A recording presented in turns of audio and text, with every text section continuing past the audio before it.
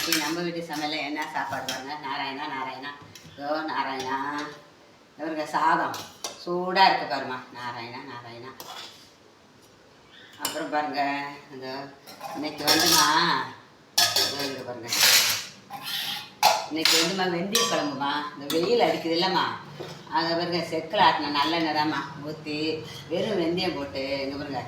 ஏதாச்சும் ஒன்றும் இல்லாமல் வெந்தய குழம்பு அது நல்லதுமா உடம்புக்கு. இங்கே பாருங்க வெந்தய குழம்பு இன்னைக்கு நல்லா வேறு எதையுமே போடாமல் இங்கே பாருங்க வெந்தய குழம்பு. அப்புறம் பாருங்கள் மாம்பழம். அப்புறம் பாருங்களேன் நாராயணா இந்த வருமா இதோ அரைக்கீரை பாருங்க.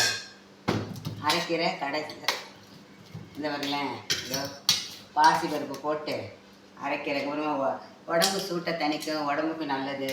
டெய்லி ஒரு கீரை சாப்பிடுங்க. இங்கே பாருங்க பாசி பருப்பு போட்டு. இந்த பாருமா இது கொத்தரை வத்தல் நாராயணா. இது வெண்டைக்காய் வத்தல். இந்த பாருங்க இது பாருங்க இந்த வடகம்.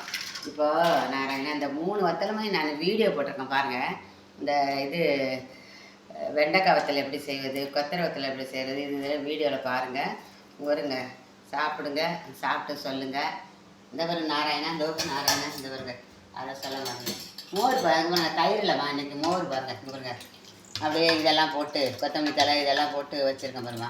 ஏன்னு கேட்டிங்கன்னா வெயிலுக்கு அதான் நல்லா இருக்கும். புளியை ஊற்றி சாப்பிட குளிர்ச்சியாக நீங்கள் வேணாலும் ஊற்றி குடிச்சிக்கலாம் பாருங்கள். கொஞ்சம் நாராயணா இந்த பெருங்காயத்தூள் போட்டு ஃப்ரிட்ஜில் வச்சு ஜில்லுன்னு குடிங்க.